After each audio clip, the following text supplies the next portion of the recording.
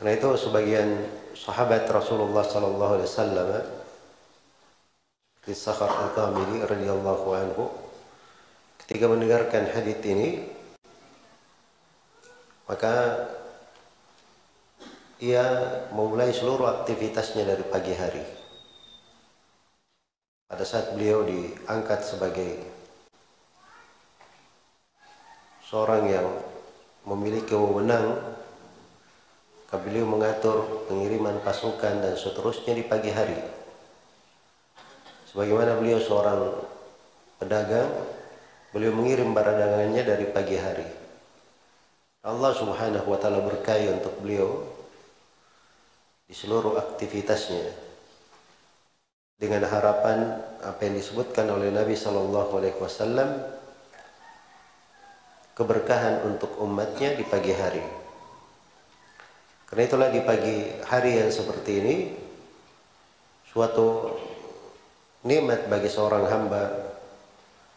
Dia sholat subuh secara berjamaah, kemudian membaca dari dzikir-dzikir dan memohon kepada Allah Subhanahu wa taala hal-hal yang baik. Dan juga di pagi hari ini kita di dalam sebuah majelis ilmu, sebuah kebaikan. Semoga Allah Subhanahu wa taala menganugerahkan kepada kita semua ilmu yang bermanfaat, amalan yang salih, dan memberi taufik serta hidayahnya untuk kita di dalam kehidupan ini, dan membimbing kita kepada hal yang dicintai dan diridhai oleh Allah Subhanahu wa taala. Innahu waliyyu dzalika wal qadiru alaih. Terkait dengan pagi hari seperti ini, Nabi sallallahu alaihi wasallam pernah mengajarkan sebuah doa yang indah. Dan di dalam doa ini terdapat 3 pilar kehidupan seorang hamba. Di dalam doa ini, siapa yang memperolehnya, maka itu adalah 3 pokok kebahagiaannya. Haditsnya diriwayatkan oleh Imam Ahmad, Ibnu Majah, dan An-Nasai di dalam As-Sunan Al-Kubra dari Ummu Salamah radhiyallahu anha. Sebagaimana hadits ini juga disahihkan oleh Ibnu Hibban dari Ummu Salamah radhiyallahu anha. Beliau berkata, "Kana Nabi sallallahu alaihi wasallam yaqulu hina shalla."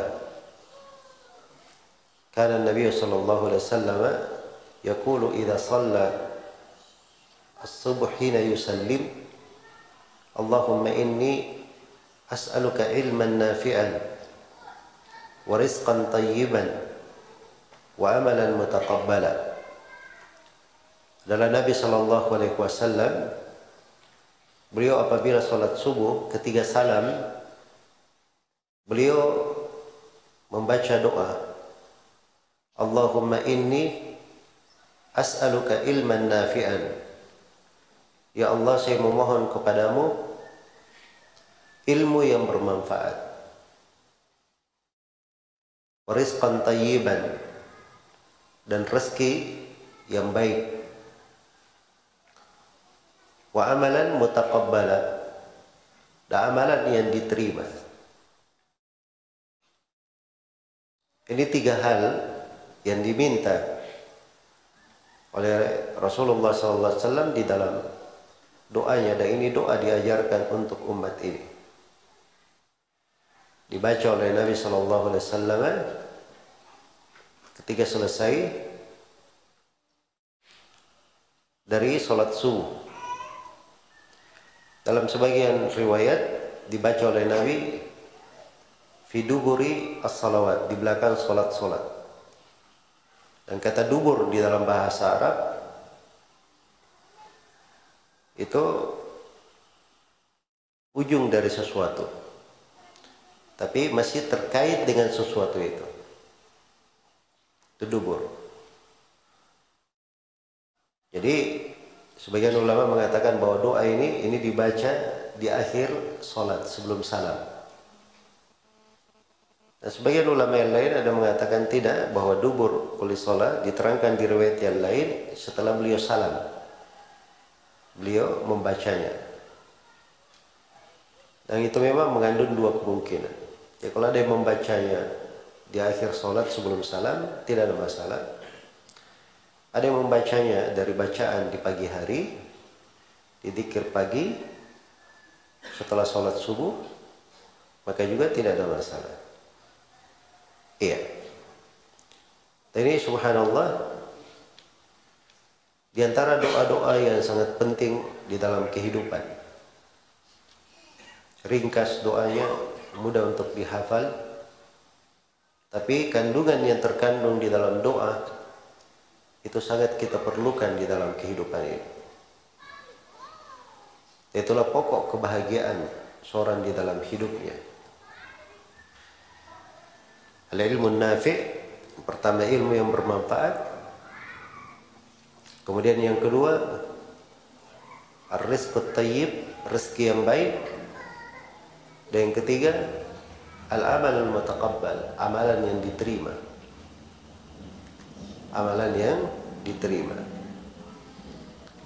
Maka tiga hal ini apabila berkumpul pada seorang hamba, maka itulah kebaikan di dalam kehidupannya. Iya. Karena itu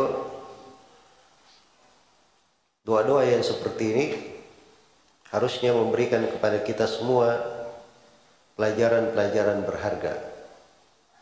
Bagaimana beribadah kepada Allah Subhanahu wa ta'ala. Seorang yang mempelajari ilmu, seorang muslim yang baik, seorang muslimah yang taat, itu adalah orang yang menghiasi kehidupannya dengan doa-doa. Dia banyak berdoa kepada Allah, membaca dari dzikir-dzikir yang disyariatkan. Itu adalah lambang penghambaan. Karena itu di surah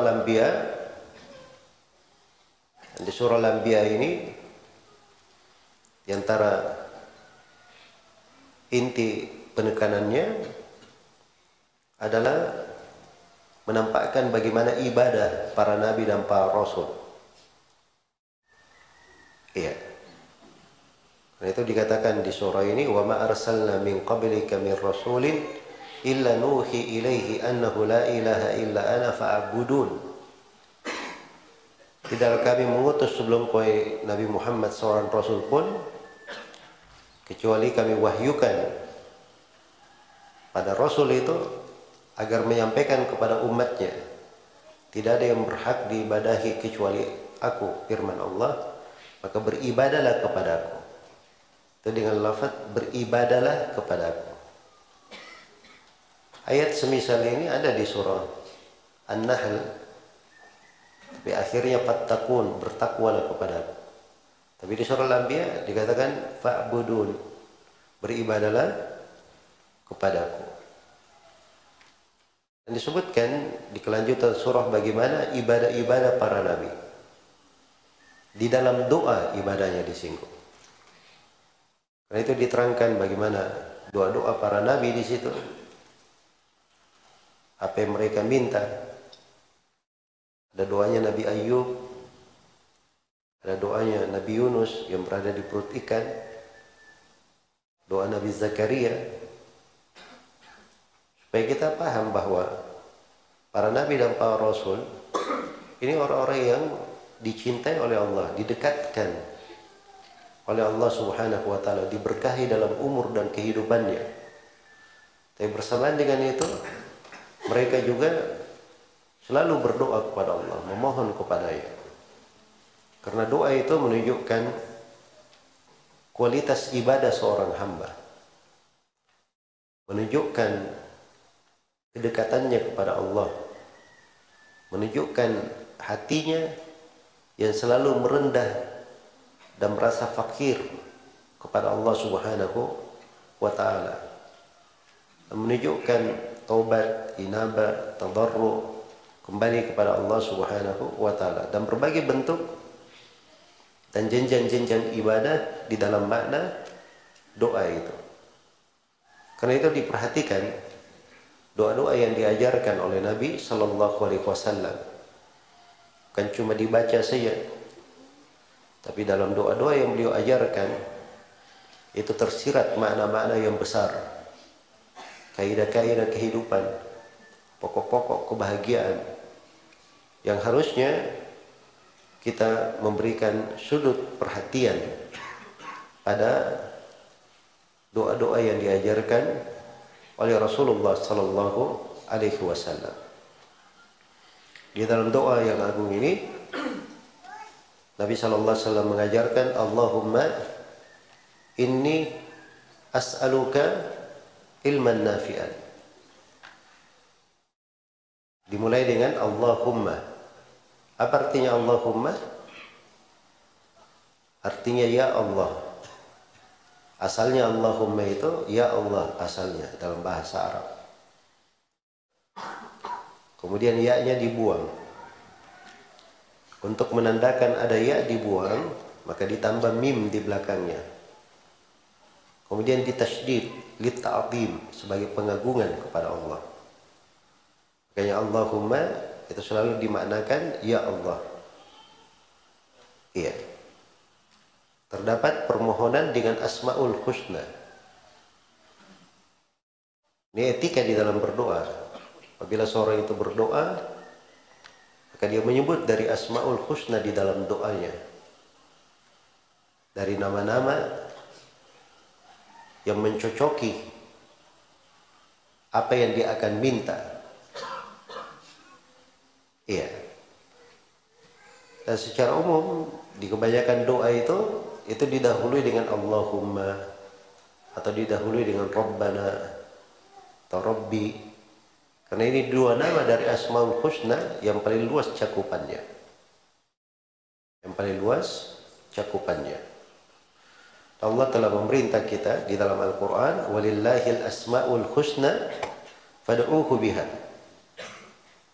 Dan milik Allah lah seluruh asma'ul husna, nama-nama yang terindah.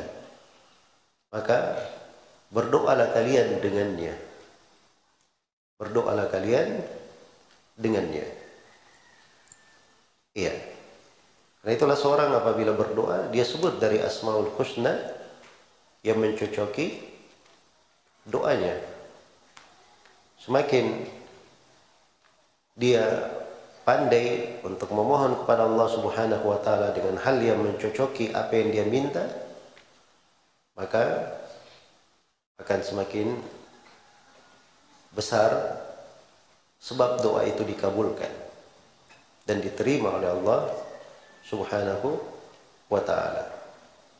Karena itu Nabi Sallallahu Alaihi Wasallam mengajarkan dari kunci-kunci doa.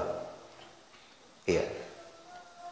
Seperti ketika memohon kepada Allah pengampunan, Nabi Sallallahu Alaihi Wasallam mengajarkan, Allahumma inni as'aluka bi'annaka antallahu la ilaha illa anta al-ahadus samad alladzi lam yalid wa lam yulad wa lam yakul lahu kufuwan ahad an taghfira li.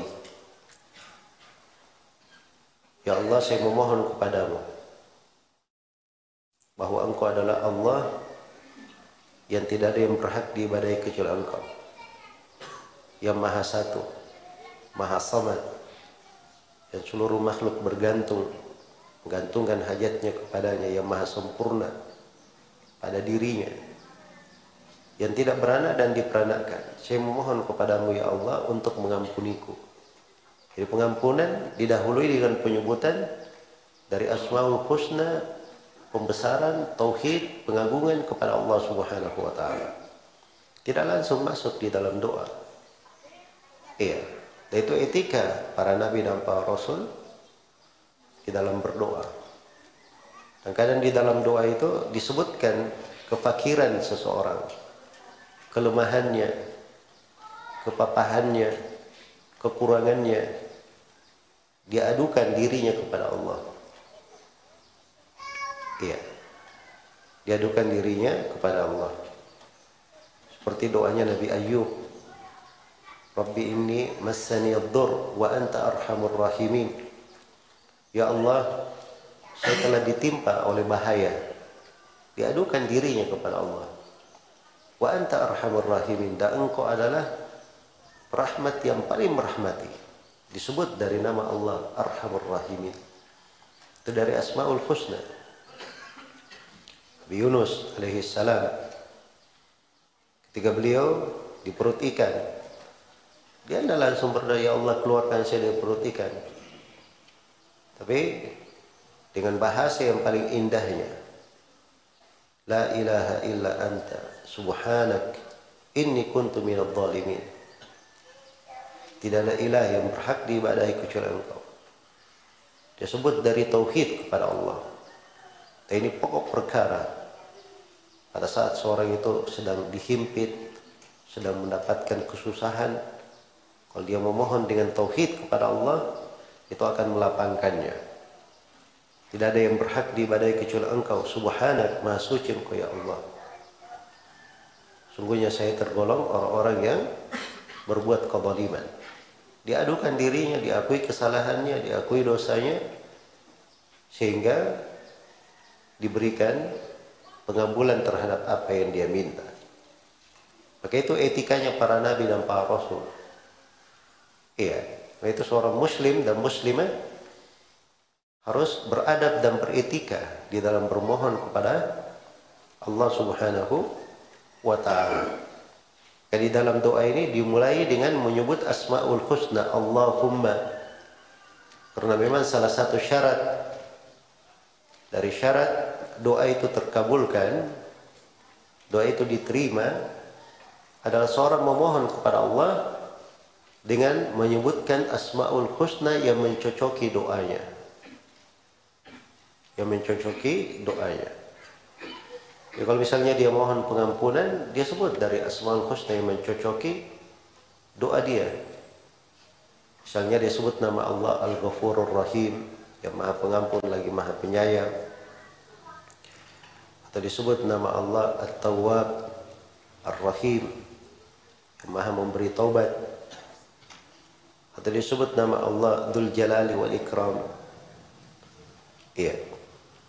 Kalau dia meminta rezeki, misalnya dia meminta kepada Allah, dia menyebut Asmaul Husna. Dia sebut nama Allah Ar-Razzaq, yang maha memberi rezeki, Al-Karim, yang maha dermawan, Al-Wasi', yang maha luas. Maha luas dalam segala hal, termasuk di dalam pemberiannya. Iya. Dia ketika memohon apapun, dia sebut dari Asmaul Husna yang mencocoki doanya. Iya. Itu etika di dalam berdoa. Karena itulah dipetik dari hadits ini juga pelajaran yang berharga, bahwa doa itu yang diajarkan oleh Nabi itu terselip sebab-sebab yang menyebabkan doa itu dikabulkan. Kalau ingin doanya dikabulkan, itu ada sebab-sebabnya. Itu yang disebut oleh para ulama asbabu ijabatud doa, sebab-sebab dikabulkannya doa. Dan sebab-sebab dikabulkannya doa itu ada banyak sebab. Mungkin ringkasnya ada 10 sebab dikabulkannya doa. Diringkas oleh Al-Imam Ibnu Jama'ah dalam 3 bait syair. Kata beliau, qalu syurutud du'a'il mustajabi lana ashrun biha basyirid da'i bi iflahi. Salatun taharatun wa salatun ma'huma nanabun waqtun khusyu'un wa husnud dhanni ya sahi wa hillu qutin wa la yud'a bi ma'siyatin wasmun yunasibu makrurun bi ilhahi. 10 semuanya. Iya. Kalau para ulama berkata, syurutud du'a'il mustajabi lana, syarat doa yang dikabulkan untuk kami, untuk kita, asyrun, ada 10 syarat. Iya. Kalau ada yang bertanya apa syarat doa dikabulkan, jumlahnya ada berapa? Ada 10. Biha basyirid da'i bi iflahi. Kalau 10 ini terkumpul, beri kabar gembira kepada orang yang berdoa. Doanya akan dikabulkan. Beri kabar gembira. Apa itu? Pertama, taharatun. Dia bersuci. Ya, dan taharah mencakup 2 hal. Taharah hissiyah dan taharah ma'nawiyah. Dia sucikan badannya dari najis dan kotoran. Dia berwudu. Yang kedua, dia sucikan hatinya dari riya, dari kesyirikan, dari penyakit-penyakit. Iya. Ini yang pertama. Yang kedua, salatun. Wassalatun. Dia berselawat sebelum berdoa. Di awal doa dia berselawat dulu, setelah doanya dia baca, dia selawat lagi. Jadi dia mulai dengan selawat, dia tutup dengan selawat. Itu diterangkan dalam hadits Fadhalah bin Ubaid riwayat Imam Ahmad. Kemudian yang ketiga, ma'huma nadabun. Disertai dengan bertobat kepada Allah. Menyesali kekeliruan yang pernah terjadi, hal-hal yang telah lalu. Sebab seorang hamba itu, dia jangan berdoa seakan-akan dia tidak perlu. Jangan dia berdoa seakan-akan dia adalah orang yang paling besar di dunia. Tapi dia berdoa dalam kondisi dia tahu dirinya sebagai seorang hamba, banyak kekeliruan, banyak kesalahan. Kayaknya dia berdoa dalam keadaan apa? Bertobat kepada Allah, menyesali kekeliruan dan dosa-dosanya. Ini berapa sudah? 3. Yang keempat, waktun. Dia berdoa di waktu-waktu mustajabah. Ada waktu-waktu doa itu lebih dikabulkan daripada yang lainnya. Itu namanya waktu-waktu mustajabah. Seperti sepertiga malam terakhir, seperti antara adzan dan qomat, seperti ketika hujan turun, seperti hari Jumat. Hari Jumat seluruhnya bagus ya berdoa. Cuma di hari Jumat itu doa yang paling diharapkan dikabulkan itu setelah sholat asar sampai maghrib. Setelah sholat asar sampai maghrib. Ini dari waktu-waktu, dikatakan waktu mustajabah berdoa. Maka dipilih waktu yang bagus. Iya. Demikian pula seorang dalam keadaan safar, melakukan perjalanan. Iya. Itu juga dari sebab dari waktu yang bagus dikabulkannya doa. Kemudian yang kelima, khusyuk. Waktun khusyu'un. Disertai dengan khusyuk ketika berdoa. Ya. Jangan dia berdoa pikirannya kemana-mana. Ya. Pikirannya kemana-mana. Itu tidak layak ya. Kalau seorang anak misalnya dia minta kepada bapaknya sesuatu, ya, tapi matanya ke sana sini, dia bekerja kerjaan yang lain. Ya, mungkin saja orang tuanya tidak memberi, karena dianggap ini cuma main-main saja. Jelas ya? Ini seorang meminta kepada Allah Rabbul Alamin, Rabbus Samawati wal Ard. Dia tidak ada khusyuk di dalam hal tersebut. Ini menunjukkan ketidakseriusan. Karena itu dari etika di dalam doa, dan itu sebab dikabulkannya doa seorang khusyuk dalam doanya. Itulah sifatnya para nabi. Innahum kanu Innahum kanu yusari'una fil khairat wa yad'unana raghaban wa rahaba wa kanu lana khashi'in. Adalah para nabi itu mereka bersegera di dalam kebaikan dan berdoa kepada kami dengan penuh rasa takut, penuh rasa harapan, dan mereka adalah orang yang khusyuk kepada kami. Orang-orang yang khusyuk kepada kami. Dan ini ayat di surah Al-Anbiya juga. Setelah penyebutan doa-doanya para nabi itu, disebutkan khusyuknya para nabi. Dan ini yang kelima. Kemudian yang keenam dari syarat dikabulkannya doa adalah husnudzan, berbaik sangka pada Allah Subhanahu wa taala. Seorang berdoa itu dia berbaik sangka. Ya.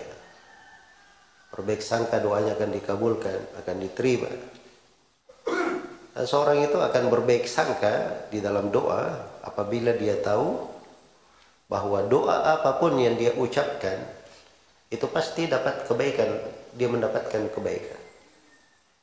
Nah, seorang apabila dia berdoa itu dia dapat salah satu dari tiga. Yang pertama, doanya diberikan. Yang kedua, mungkin dia meminta sesuatu itu tidak baik baginya. Allah ganti dia dengan hal yang lebih baik. Diberi yang lebih baik dari yang dia minta. Dan yang ketiga, mungkin tidak dikabulkan untuknya di dunia, tidak diberikan untuknya di dunia, tapi disimpan untuknya di akhirat. Jelas ya? Maka kalau dia tahu doa yang dia ucapkan selalu di keadaan ini, maka dia pasti berbaik sangka kepada Allah di dalam berdoa. Nah, setiap doa yang dia ucapkan itu ada kebaikan di dalamnya. Nah, itu seorang jangan bosan-bosan berkata, saya sudah berdoa dan berdoa, tapi tidak dikabulkan untukku. Itu namanya bersegera, tergesa-gesa di dalam doa. Dan tidak seperti itu seorang di dalam doanya. Baik, itulah yang disebut berbaik sangka. Wa husnudzanni ya sahi. Ya sahi itu asalnya ya sahibi. Asalnya wahai kawanku. Itu dalam kalimat syairnya ya. Kemudian yang ketujuh, wahillu qutin. Ya, dan syarat dikabulkannya doa halal makanan yang dimakan. Jadi makan makanan dari makanan yang halal. Jangan masuk ke dalam perkara yang haram. Ini diantara rahasia kenapa disebutkan ilmu yang bermanfaat. Setelah itu kita mohon rezeki yang baik. Karena rezeki yang baik itu, itulah sebab seorang dapat ilmu bermanfaat. Nah, amalannya diterima. Tapi rezeki yang berasal dari hal yang diharamkan kadang berpengaruh pada dirinya, menyebabkan sebagian amalannya tidak diterima. Ya, karena itu kita semua baca ya, hadits riwayat Bukhari dan Muslim itu tentang seorang yang melakukan perjalanan panjang. Wa dzakara ar-rajula yutilu safar, dan Nabi menyebutkan seorang lelaki dia perpanjang perjalanan. Ash'atha akbar, dia dalam keadaan aut-autan rambutnya penuh dengan debu. Yamuddu yadayhi ilas sama, dia tadahkan tangannya ke langit. Ya Rabbi, ya Rabbi, wahai Rabbku, wahai Rabbku. Jadi ini orang sudah memiliki banyak sebab yang harusnya doanya itu dikabulkan. Pertama, dia perjalanan. Terus dia kondisinya aut-autan rambutnya berdebu. Ya, seorang itu kalau dia di kondisi dia tampakkan kefakirannya kepada Allah ketika berdoa, itu lebih diterima doanya. Ya. Yamuddu yadayhi ilas sama, dia tadahkan tangannya ke langit. Karena menadahkan tangan ketika doa itu juga dari sebab dikabulkannya doa. Ya Rabbi, ya Rabbi, wahai Rabbku, wahai Rabbku. Nah, ini dia meminta dengan Asmaul Husna. Jelas ya? Kemudian dia ulangi, wahai Rabbku, wahai Rabbku. Nah, ini sebab yang kelima, ilhah. Dia sungguh-sungguh betulan mintanya. Tapi bersamaan itu tidak dikabulkan doanya. Kenapa? Ada penghalangnya. Nabi terangkan, wa ma ta'amuhu haram, wa masyrabuhu haram, wa malbasuhu haram, wa ghudhiya min haram. makanannya haram, minumannya haram, pakaiannya haram, tumbuh dari hal yang haram. Fa'anna yustajabu lah, bagaimana bisa dikabulkan doanya? Karena itu dijaga kehalalan makanan yang dimakan. Kemudian sebab yang ke-8 dari sebab dikabulkannya doa, wala yuda'a bi ma'siyah. Jangan dia berdoa dengan doa apa? Doa maksiat. Jangan dia berdoa dengan doa maksiat yang mengandung memutus silaturahmi, mengandung hal yang diharamkan. Kemudian yang ke-9, wala yuda'a bi ma'siyatin, ya, wasmun yunasibu, dia menyebutkan nama yang mencocoki doanya. Itu yang kita bahas di sini. Syarat yang ke-9 ini disebut dari asmaul husna yang mencocoki doanya. Kemudian yang ke-10, makrunun bi ilhahi, disertai dengan ilhah, yaitu memohon benar-benar sungguh-sungguh. Ya. Ilhah. Dan dari sungguh-sungguh itu kadang dia ulangi doa yang dia ucapkan. Dia memintanya dengan sangat. Ya. Kadang dirinya itu seperti anak kecil yang memohon kepada, yang meminta kepada orang tuanya supaya diberi makan atau diberikan apa yang dia minta. Maka itu bentuk dari ilhah. Ya, ini 10 ya dari sebab-sebab dikabulkannya doa. Dikatakan di dalam doanya, Allahumma inni as'aluka apa? Ilman nafi'an wa rizqan tayyiban wa amalan mutaqabbala. Ya Allah, sesungguhnya saya memohon kepadamu. Ya. As'aluka. Itu datang dengan fi'il mudhari'. Dan fi'il mudhari' itu dalam bahasa Arab yaqtadhi al-istimrar, menunjukkan makna terus-menerus, continue. Jadi betul-betul dia minta kepada Allah Subhanahu wa ta'ala, terus dia memohonnya. Apa yang dimohon? 3 hal. Yang pertama, ilman nafi'an, ilmu yang bermanfaat. Ya. Kenapa tidak dikatakan dalam doa ilman saya? Sama dengan di ayat wa qur rabbi zidni ilman. Katakan wahai Nabi Muhammad, wahai Rabbku, tambahkanlah ilmu bagiku. Tapi di sini oleh Nabi disebutkan ilmu adalah ilmu yang apa? Bermanfaat. Jelas ya? Kalau itu doa tadi Rabbi zidni ilman, itu kan Nabi berdoa. Nabi itu pasti hanya meminta ilmu yang apa? Ilmu yang bermanfaat saya. Itu jenis ilmunya para nabi. Jelas ya? Nah, kalau kita mohon kepada Allah ilmu yang bermanfaat. Karena ilmu itu 2 jenis. Ada ilmu yang bermanfaat dan ada ilmu yang tidak bermanfaat. Ilmu yang tidak bermanfaat ini ada 2 jenis lagi. Ada ilmu yang haram pada datnya. Ada ilmu yang haram pada datnya. Seperti ilmu sihir, ilmu perdukunan, ilmu menebak bintang, menebak nasib dengan mempelajari letak-letak bintang. Ya. Situasi alam. Ini ilmu haram pada datnya. Karena dia masuk di dalam ilmu perdukunan, ilmu sihir. Ilmu sihir itu mempelajarinya adalah kekafiran. Nah itu dikatakan dalam Al-Quran tentang 2 malaikat yang diturunkan oleh Allah untuk sebagai ujian bagi manusia. Wa ma yu'allimani min ahadin hatta yaqula innama nahnu fitnatun fala takfur. Tidaklah keduanya mengajari seorang pun sihir kecuali keduanya mengingatkan dulu kami ini hanya ujian, fitnah. Jangan kamu menjadi kafir. Jadi artinya mempelajari sihir itu adalah apa? Adalah kekafiran. Karena itu tidak ada yang mempelajari ilmu sihir kecuali dia kafir dulu, baru dia mempelajari sihir tersebut. Iya. Baik. Jadi ada ilmu yang haram pada zatnya.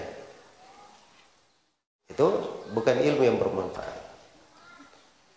Kemudian jenis ilmu yang tidak bermanfaat ada jenis yang kedua. Ilmu yang pada ilmu itu sendiri dia bermanfaat. Tapi dia tidak bermanfaat di sudut lain, dia tidak amalkan. Tidak membawa kebaikan untuk dirinya dalam kehidupannya. Seperti orang-orang Yahudi. Dia tahu kebenaran, tahu kitab, tahu tuntunan, tahu hukum-hukum dari Allah, tapi ilmu itu tidak bermanfaat bagi dia. Iya. Maka ini musibah dari sudut yang lain. Watlu alaihim naba'al ladzi atainahu ayatina fansalakha minha fa'atba'ahu asy-syaitan fakana minal ghawin. Walau syi'na la rafa'nahu biha walakinahu akhlada ila al-ard wattaba'a hawa famathaluhu kamathalil kalb.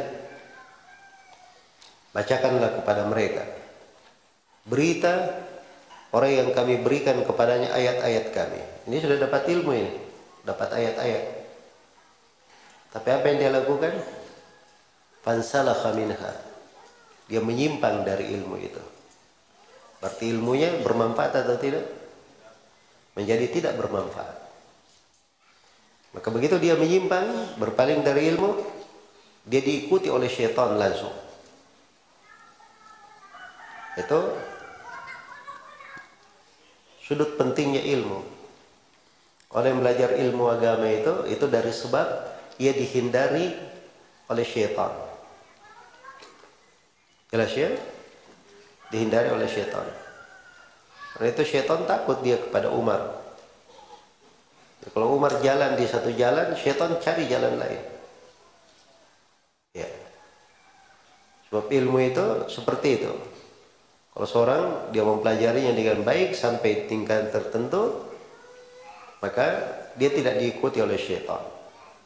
Tapi kapan dia berpaling dari ilmu, tidak mengamalkannya, di situ syaitan akan mengikutinya. Maka apa yang terjadi? Fakana minal ghawin.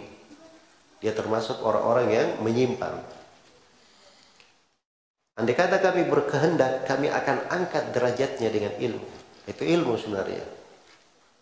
Kalau dia pegang ilmu itu, dia amalkan, bermanfaat untuk dirinya, maka ilmu itu mengangkat derajat. Itu Rasulullah SAW bersabda, Inna Allah la yarfa'u bihadal kitabi aqwaman wa yada'u bihi akharin.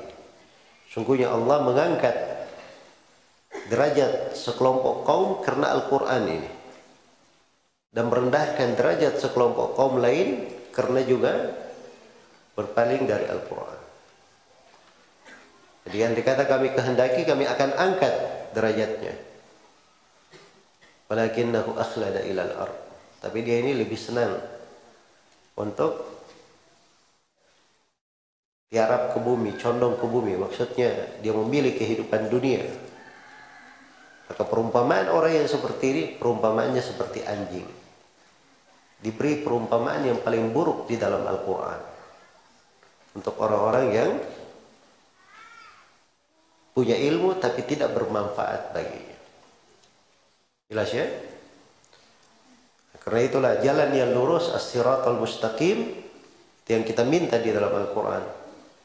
Ihdinas siratal mustaqim. Ya Allah, berilah kami petunjuk kepada jalan yang lurus. Apa as-siratal mustaqim itu? Siratal ladzina an'amta alaihim. Jalan orang-orang yang kau beri nikmat terhadap mereka. Itulah jalannya para nabi dan para rasul.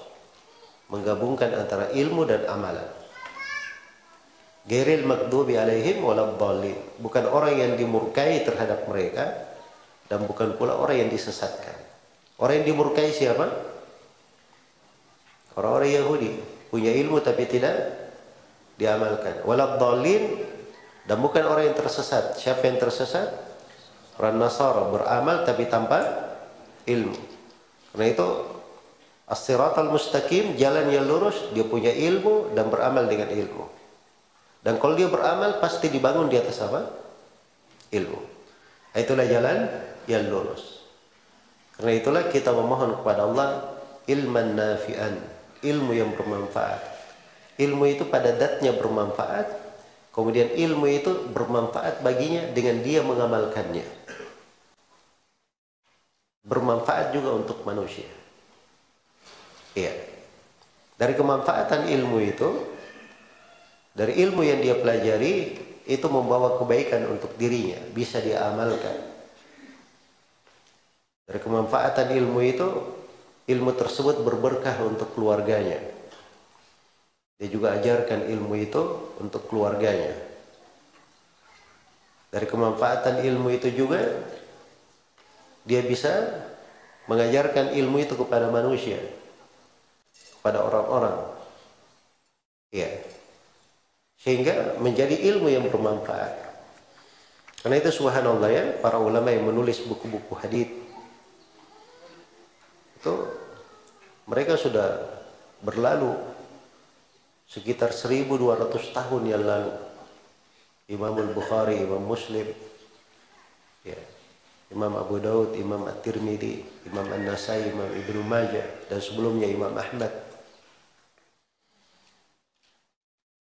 Mereka sudah berlalu sekitar 1200 tahun. Hingga hari ini pahala dan amalan, pahala dan kebaikan terus mengalir untuk mereka. Karena ilmu yang bermanfaat yang mereka sampaikan. Karena itu tidak ada hal yang lebih indah di dalam hidup ini, pahala yang lebih besar daripada apa?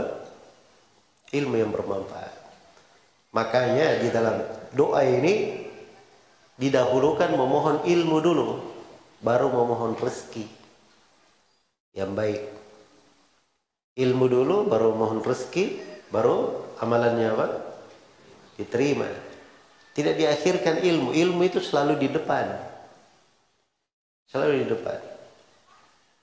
Fa'lam annahu la ilaha illallah wastaghfir li dzambik. Ilmuilah la ilaha illallah. Ilmu dulu. Baru mohon ampun terhadap dosa-dosamu. Baru amalan datang. Jelas ya? Nah itu seorang yang paham agama, itu kecenderungannya mempelajari ilmu lebih besar daripada yang lainnya. Jadi dia pelajari ilmu, dia dalami ilmu, kemudian dia beramal sesuai dengan apa? Konsekuensi dari ilmu tersebut. Iya. Maka itulah dari kebaikan ilmu. Dan dari jenis ilmu itu, ada yang ilmu dipelajari, mungkin pada saat itu dia belum bisa amalkan karena tidak ada sebab-sebab untuk mengamalkannya. Dia belajar misalnya tentang ilmu zakat. Dia tidak punya harta, sehingga dia harus mengeluarkan apa? Zakatnya. Tapi ilmu ini akan menjadi manfaat baginya. Suatu saat misalnya, ya, ada dia memiliki harta, dia bisa hitung sudut mana zakatnya, dia bisa tahu. Dan dia tahu kewajibannya. Itu ilmu seperti itu. Dia selalu membawa kebaikan untuk seorang hamba.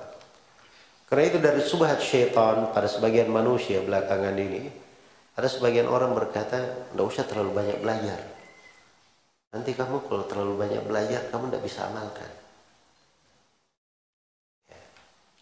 Jelas ya? Jadi ada sebagian anak-anak muda seperti itu. Ya. Kenapa sangat hemat sekali hadir majelis taklim? Jadi dia sengaja majelis taklimnya itu hemat sekali sebulan, sekali sepekan. Enggak usah, kalau saya terlalu banyak belajar nanti terlalu banyak ilmu yang saya tidak bisa amalkan. Nah, ini syubhat syaitan yang seperti itu. Jelas ya? Syubhat syaitan. Ya, kalau dia seperti itu, dia malah berdosa sebenarnya. Sebab ilmu itu ada ilmu dia pelajari, ya, kewajiban dia mempelajarinya. Dan ada ilmu diwajibkan untuk diamalkan. Jadi dua kewajibannya. Jadi kalau dia tidak belajar, tidak perlu diamalkan, dosanya dua. Jelas ya? Tapi kalau dia belajar belum beramal, berarti dosanya cuma satu saja, lebih ringan. Terus dari kebaikan ilmu itu ilmu kalau dipelajari itu cenderung membawa pemiliknya untuk mengamalkannya. Maka itulah pokok kebahagiaan dalam hidup. Karena ilmu yang dipelajari, ilmu yang bermanfaat, itulah yang selalu bersama seorang hamba, membawa dirinya kepada kebaikan. Kalau dia keliru, ilmu itu yang menegurnya. Apabila dia ada masalah, ilmu itu yang memberi jalan keluar. Dia merasa sendiri, ilmu itu yang menemaninya, mengawalinya. Dia bersedia, ada ilmu yang menghiburnya. Itu ilmu agama seperti itu. Akan selalu membawa kebaikan untuk seorang hamba. Iya. Karena itu mohonlah dengan baik dan sungguh-sungguh. Itu pokok kebahagiaan dalam hidup. Ilman nafi'an, ilmu yang bermanfaat. Ilmu yang bermanfaat. Dan kita berlindung kepada Allah, jangan sampai kita diberi ilmu tapi tidak bermanfaat. Karena itu diantara doa yang diajarkan oleh Nabi, Allahumma inni a'udzubika min ilmin la yanfa' wa min qalbin la yakhsha wa min nafsin la tashba wa min du'ain la yustajabu laha. Ya Allah, saya berlindung kepadamu dari ilmu yang tidak bermanfaat, dan saya berlindung kepadamu dari hati yang tidak khusyuk, dan saya berlindung kepadamu dari jiwa yang tidak pernah kenyang, selalu berambisi terhadap dunia, dan saya berlindung kepadamu dari doa yang tidak dikabulkan. Ini juga kita berlindung kepada Allah, jangan sampai kita tertimpa dengan hal yang seperti itu. Jelas ya? Ini doa dibaca setiap hari. Kenapa dibaca setiap hari? Sebab ilmu itu banyak. Ilmu itu banyak. Mungkin hari ini seorang dapat ilmu, ya besok ada peluang lagi dia dapat ilmu, doa lagi kepada Allah. Terus dia sambung doanya. Sama kita di surah Al-Fatihah, kita kan selalu bermohon ihdinas siratal mustaqim. Itu kan doa. Kenapa 17 kali dalam sehari semalam ihdinas siratal mustaqim dibaca? Karena memang kita itu perlu hidayah pada segala hal. Ya, pada hal yang baru akan kita lakukan, atau apa yang sedang ada, sudah ada pada kita, bagaimana yang sudah ada pada kita ini selalu di atas hidayah. Jelas ya? Sama dengan ilmu. Seorang memohon kepada Allah ilmu yang bermanfaat terkait dengan ilmu yang sudah dia pelajari supaya bermanfaat. Mungkin yang kemarin dia pelajari, sudah dia pelajari, begitu dia berdoa hari ini diberi ilmu yang bermanfaat, Allah beri taufik kepadanya sehingga dia mengajarkan ilmu itu, sehingga dia mengamalkan ilmu itu, sehingga ada orang yang mencontoh dia dalam ilmu tersebut. Iya. Maka itu dari pokok kebahagiaan untuk seorang hamba. Ini yang pertama. Allahumma inni as'aluka apa? Ilman nafi'ah. Yang kedua, warizqan thayyiban. Ya Allah, saya memohon kepadamu rezeki yang baik. Kata thayyib, nah, itu rezeki yang baik. Allah itu hanya menerima yang baik-baik saja. Adapun yang tidak baik, Allah tidak menerimanya. Innallaha thayyibun la yaqbalu illa thayyiban. Sungguhnya Allah itu maha baik, maha thayyib. Allah tidak menerima kecuali yang baik saja. Iya. Makanya harus dipahami bahwa rezeki itu terbagi dua. Ada rezeki yang thayyib, yang bagus, dan ada rezeki yang khabith, yang buruk, rezeki yang haram. Tapi disebut rezeki juga. Jelas ya, dari sudut dia ada harta, ada pemberian, tapi dia dari hal yang diharamkan. Nah, perkara-perkara yang diharamkan ini itulah yang wajib ditinggalkan oleh seorang muslim dan muslimah di dalam kehidupannya. Kalau kita mencontoh para nabi dan para rasul, ya ayyuhar rusulu kulu minat thayyibat. Wahai para rasul, makanlah dari apa-apa yang baik. Itu para nabi dan para rasul diperintah oleh Allah Subhanahu wa taala. Dan terhadap kaum mukminin juga perintah seperti itu. Kulu min thayyibati ma razaqnakum. Makanlah kalian dari yang thayyibat, dari rezeki yang kami berikan kepada kalian. Jadi dia cari rezeki yang thayyibah, rezeki yang baik. Iya. Dia berhati-hati dari sumber-sumber yang diharamkan. Nah, itu ada pada harta-harta, jenis-jenis pekerjaan, hal yang haram. Makanya dia hati-hati dari hal yang haram itu. Nah, dan untuk mengetahui rezeki yang baik, dia perlu ilmu yang bermanfaat. Makanya ilmu dulu baru apa? Baru rezeki. Dari mana dia tahu ini haram? Ini halal, ini haram? Itu kan semuanya perlu ilmu. Jelas ya? Karena itu Umar ibn Khattab radhiyallahu taala anhu pernah berkata, "La yaqrabanna suqana man la ya'rifu ar-riba." Kata beliau, jangan sekali-sekali ada yang mendekati pasar kami orang yang tidak mengerti hukum-hukum riba.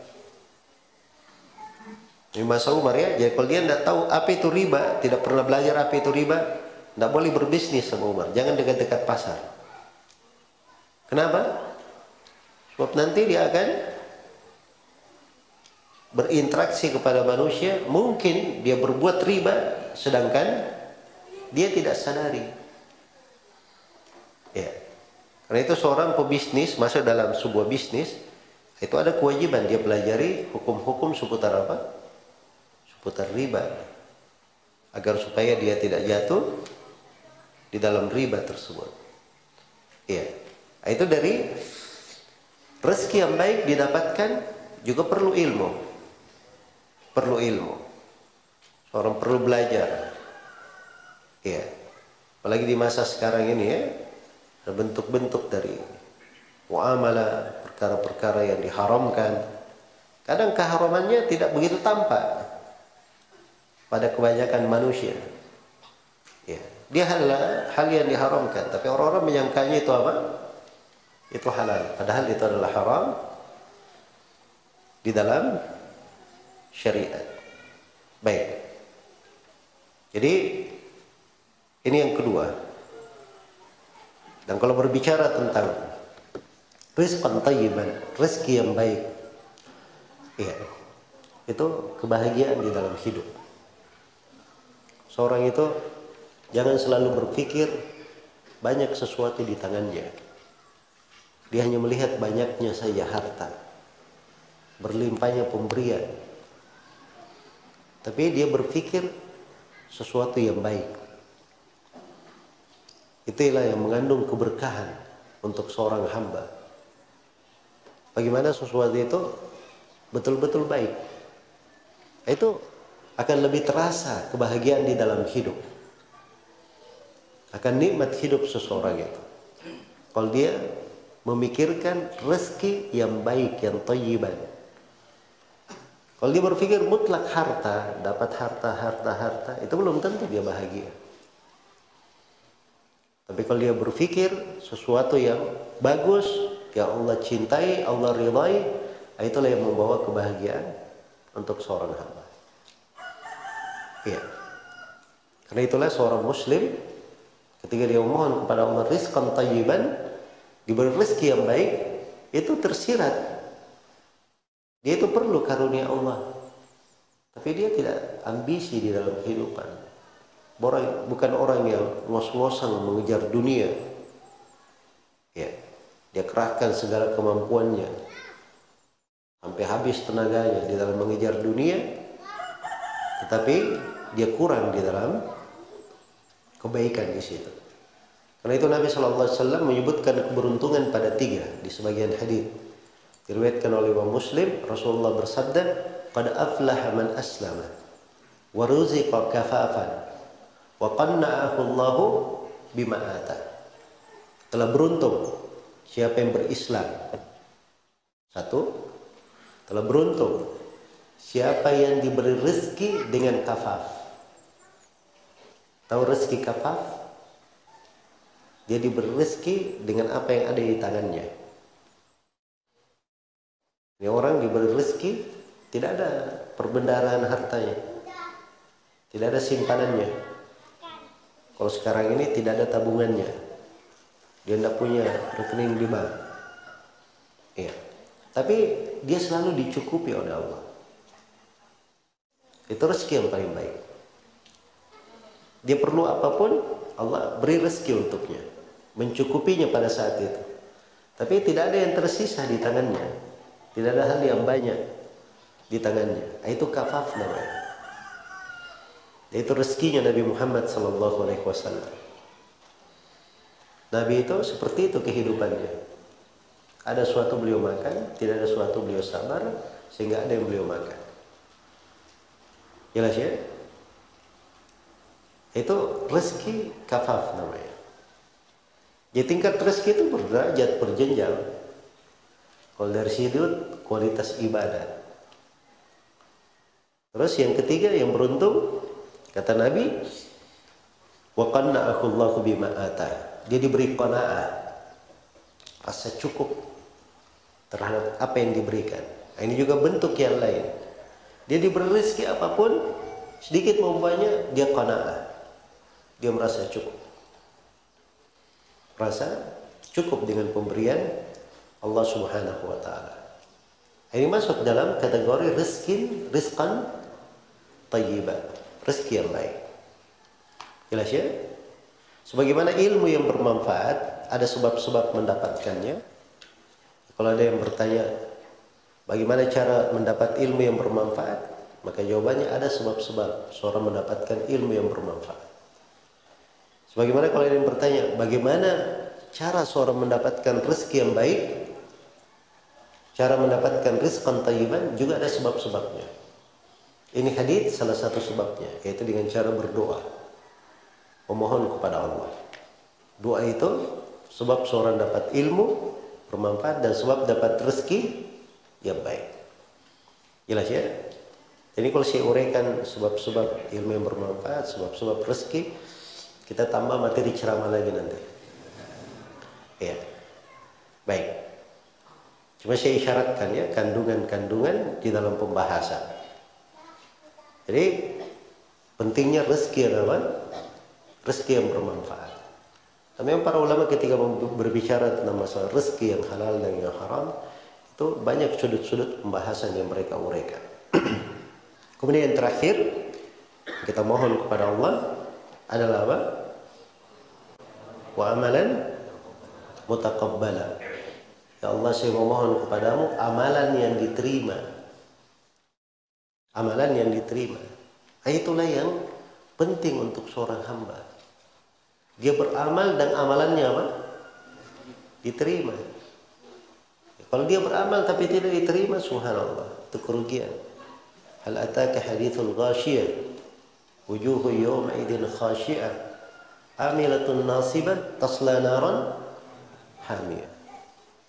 Sudah sampai kepadamu berita al-ghasyiyah, itu wajah waktu itu tertunduk, penuh kesedihan. Dia beramal susah payah, tapi masuk di dalam neraka yang menyala-nyala. Sudah beramal, tapi apa? Masuk di dalam neraka. Karena itu tidak setiap amalan itu diterima, dan tidak setiap amalan itu membawa kebaikan. Iya. Amalan itu sendiri ada 2 jenis. Ada amalan yang salih, ada amalan yang tidak salih. Man amila salihan fali nafsihi wa man asa'a fa 'alaiha. Siapa yang beramal salih, maka untuk dirinya sendiri. Siapa yang berbuat buruk, dia sendiri akan menanggung dosanya. Dia sendiri akan menanggung dosanya. Iya. pada amalan yang salih ini yang dia lakukan, itu kita selalu mohon kepada Allah supaya amalan itu diterima.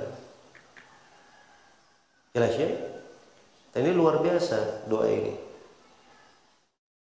Nah, terkandung di dalamnya dari sendi-sendi peribadahan, pondasi-pondasi ibadah. Di antara pondasi ibadah itu, seorang ketika beribadah kepada Allah, dia selalu merasa dirinya kurang. Merasa dirinya apa? Kurang. Ini namanya maqamut taksir. Dia menganggap dirinya kurang. Khawatir amalannya tidak diterima. Itulah sifat orang yang beriman. Alladzina yu'tawna ma ataw wa qulubuhum wajilah. Diberi apa yang diberi, tapi hati mereka itu ada kekhawatiran. Kekhawatiran amalannya tidak apa? Tidak diterima. Itulah para nabi dan para rasul. Nabi Ibrahim, Nabi Ismail setelah membangun Ka'bah, Ka'bahnya sudah selesai dibangun. Apa doanya? Rabbana taqabbal minna innaka antas samiul alim. Ya Allah, terimalah dari kami. Sungguhnya Engkau Maha mendengar lagi Maha melihat. Mohon kepada Allah supaya diterima amalannya. Padahal yang memerintah Nabi Ibrahim membangun Ka'bah siapa? Allah yang memerintahnya. Setelah Ka'bahnya selesai dibangun, Nabi Ibrahim berdoa supaya amalannya diterima. Iya. Karena itu kata sebagian as-salaf rahimahumullah ta'ala berkata, andai kata saya tahu ada amalanku yang diterima, maka saya akan minta kepada Allah supaya saya diwafatkan saja, segera kembali kepadanya. Kenapa? Karena Allah berfirman dalam Al-Quran, innama yataqabbalullahu minal muttaqin. Sesungguhnya Allah hanya menerima dari orang yang bertakwa. Jadi kalau dia tahu amalannya diterima, berarti dia orang yang bertakwa. Untuk apa lagi dia hidup di dunia lama-lama? Ya. Dia sudah dijamin pasti bertakwa. Yang paling baiknya dia segera berada di sisi Allah. Sudah dijamin orang yang bertakwa itu masuk surga. Jelas ya? Itu maksud ucapan sebagian dari para as-salaf. Andai kata saya tahu ada amalan yang diterima, saya akan minta supaya diwafatkan saya. Saya minta kematian. Iya. Karena itu seorang selalu mohon kepada Allah agar amalannya diterima oleh Allah Subhanahu wa taala. Iya. Jadi memberikan kepada kita dua pembahasan besar di sini. Pembahasan yang pertama, harus kita pelajari apa sebab-sebab amalan itu diterima. Kapan? Apa syarat amalan itu diterima? Dan syarat amalan itu diterima pokoknya ada 3. Yang pertama, pelaku amalan itu dia adalah orang yang bertauhid kepada Allah Subhanahu wa taala. Sebab kalau orang berbuat kesyirikan, amalannya tidak akan diterima, hancur, lebur, sirna amalannya. Kalau dia berbuat kesyirikan. Allah Subhanahu wa taala menyebutkan nama 18 orang nabi dalam beberapa ayat di surah Al-An'am. 18 orang nabi disebut namanya oleh Allah. Setelah itu Allah berfirman, "Walau asyraku lahabita anhum ma kanu ya'malun." Andai kata mereka berbuat kesyirikan, akan hancur seluruh amalan mereka. Itu para nabi. Jelas ya? Ini orang yang tidak bertauhid, orang yang berbuat kesyirikan, jangan berpikir amalannya diterima. Amalannya hancur, sirna, tidak dianggap. Di ayat yang lain Allah berfirman, "Walaqad uhiya ilaika wa ilal ladzina min qablik la in asyrakta la yahbatanna 'amaluk wa la takunanna minal khasirin." Sungguh telah diwahyukan kepada engkau Nabi Muhammad dan kepada para nabi sebelum engkau, andai kata engkau berbuat kesyirikan, akan hancur seluruh amalanmu dan engkau akan menjadi orang yang merugi. Karena itu orang yang ingin amalannya diterima, pokok yang pertama yang harus dia pelajari, dia harus mengerti apa itu tauhid dan dia harus paham apa itu kesyirikan. Tauhid syarat amalannya diterima, kesyirikan adalah hal yang menyebabkan dia menghindari sebab-sebab penghancur amalan. Iya. Ini pembahasan kedua ya yang saya katakan perlu kita perhatikan dari doa ini. Ada sebab-sebab yang bisa menghancurkan amalan, menjadikan amalan tidak diterima. Itu kita harus hindari juga hal yang seperti itu. Itu banyak ya sebab-sebabnya. Ya, saya kembali kepada sebab amalan diterima. Yang pertama tadi apa? Tauhid. Yang kedua, dia ikhlas dalam amalannya. Ikhlas dalam beramal. Kemudian yang ketiga, amalannya tersebut harus sesuai dengan tuntunan Nabi Muhammad sallallahu alaihi wasallam. Dia jaga 3 syarat ini. Yang pertama tauhid, yang kedua ikhlas, dan yang ketiga apa? Al-mutaba'ah. Mencocoki Nabi sallallahu alaihi wasallam. Karena kalau tidak mencocoki Nabi, tidak sesuai dengan petunjuk Nabi, Nabi telah bersabda, "Man amila amalan laisa alaihi amruna fahuwa rad." Siapa yang beramal dengan sebuah amalan tidak dibangun di atas perkara kami, maka amalan tersebut adalah amalan yang tertolak, tidak diterima. Iya. Karena itu kita mohon kepada Allah amalan mutaqabbala, amalan yang diterima. Dan kita berlindung kepada Allah, jangan sampai kita jatuh di dalam amalan-amalan yang tidak diterima, amalan-amalan yang batal. Iya. Karena itu dari pokok kebahagiaan seorang hamba, dia mencari dari amalan yang memenuhi syarat-syarat itu tadi. Dia bisa menjaga keikhlasannya di dalam amalan itu sesuai dengan petunjuk Nabi. Walaupun amalan itu sedikit tapi sesuai dengan petunjuk Nabi, itu pahalanya lebih besar daripada banyak namun tidak sesuai dengan apa? Petunjuk Nabi sallallahu alaihi wasallam. Iya, karena itu kata sebagian ulama, al-iktisadu fis sunnah khairun minal ijtihadi fil bid'ah. Hemat di dalam melaksanakan sunnah itu lebih baik daripada sungguh-sungguh tetapi dalam bid'ah. Jelas ya? Kalau hemat kan bisnis ya, punya duit dia hemat supaya tidak terlalu banyak keluar. Ini hemat pula dalam sunnah. Ya. Apa artinya hemat dalam sunnah? Dia terbatas pada apa yang disunnahkan saja. Itu lebih bagus daripada dia sungguh-sungguh tetapi dalam apa? Dalam bid'ah. Karena itu kata Abu Darda radhiyallahu taala anhu, betapa indahnya itu tidurnya orang-orang salih di malam hari. Di siang hari dia berbuka. Itu lebih indah dari puasanya. Di siang puasanya orang-orang tertipu di siang hari, sholat malam satu malam suntuk dilakukan oleh orang-orang yang tertipu. Al-muqtarrin, ini orang-orang yang beramal tanpa ilmu, dia merasa dirinya punya sesuatu padahal sebenarnya tidak. Jelas ya? Jadi itu jangan dilihat pada banyaknya amalan. Itu orang-orang Khawarij itu amalannya luar biasa itu orang Khawarij.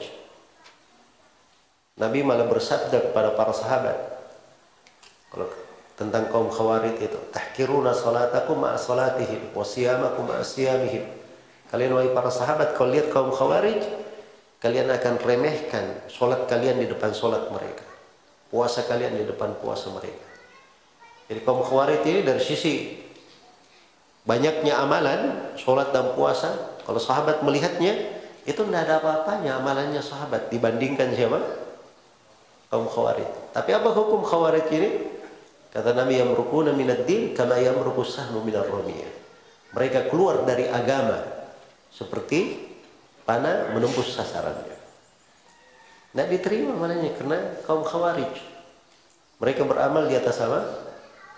Di atas bid'ah, tidak di atas tuntunan. Beda dengan amalannya sahabat. Walaupun sedikit, walaupun terbatas pada apa yang diperintah, tetapi terjamin kebaikan untuk mereka. Ya, mereka menjadi umat yang paling dimuliakan, paling ditinggikan, dan tidak ada dari umat Islam ini yang bisa mencapai kedudukan para sahabat Rasulullah sallallahu alaihi wasallam dalam sudut ilmu dan amalan. Karena itu kewajiban kita berdoa kepada Allah. Ya, kalau ingin baik, Jangan ingin menyaingi para sahabat dalam beramal, sebab tidak mungkin kita menyaingi mereka dalam hal itu. Ya.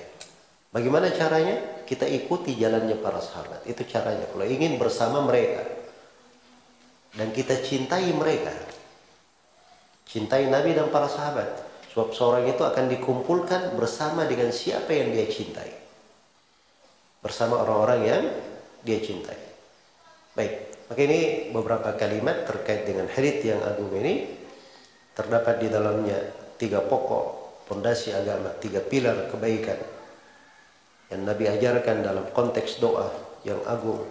Allahumma inni as'aluka ilman nafi'an, terus rizqan tayyiban wa amalan mutaqabbala. Mudah-mudahan menjadi suatu kalimat yang bermakna di dalam kehidupan, berbuah dengan amalan salih, dan semoga Allah Subhanahu wa taala memberikan kemanfaatan untuk kita semua dalam ilmu yang kita pelajari dan menerima dari amalan-amalan yang kita laksanakan, dan semoga Allah memberi taufik untuk kita semua pada hal yang terbaik di sisi Allah, pada perkara yang dicintai dan diridhai oleh Allah Subhanahu wa taala, dan menghindarkan kita dari segala dosa dan maksiat, menghindarkan kita dari sebab-sebab kebinasaan dan kehancuran. Dan semoga Allah Subhanahu wa taala yang mengumpulkan kita di masjid yang mulia ini, di ma'had yang mubarak ini, dalam suasana ketaatan, semoga Allah Subhanahu wa taala selalu memberikan kepada kita semua istiqamah di dalam kehidupan dunia ini, keteguhan di atas Islam dan sunnah, di kehidupan dunia, di sakaratul maut, di alam kubur, dan tatkala kita semua kembali kepadanya. Innahu waliyyu dzalika wal qadiru alaihi wallahu taala alam. Ya.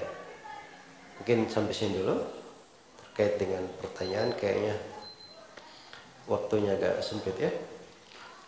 Kalau ada yang mau bertanya, kita ada sesi berikutnya nanti di Masjid Agung.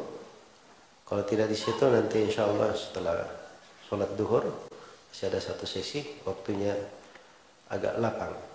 Ya, semoga Allah memberikan taufik kepada semuanya. Kita cukupkan sampai sini. Subhanakallahumma wa bihamdik, asyhadu an la ilaha illa anta, astaghfiruka wa atubu ilaik. Walhamdulillahirabbil alamin. Wassalamualaikum warahmatullahi wabarakatuh.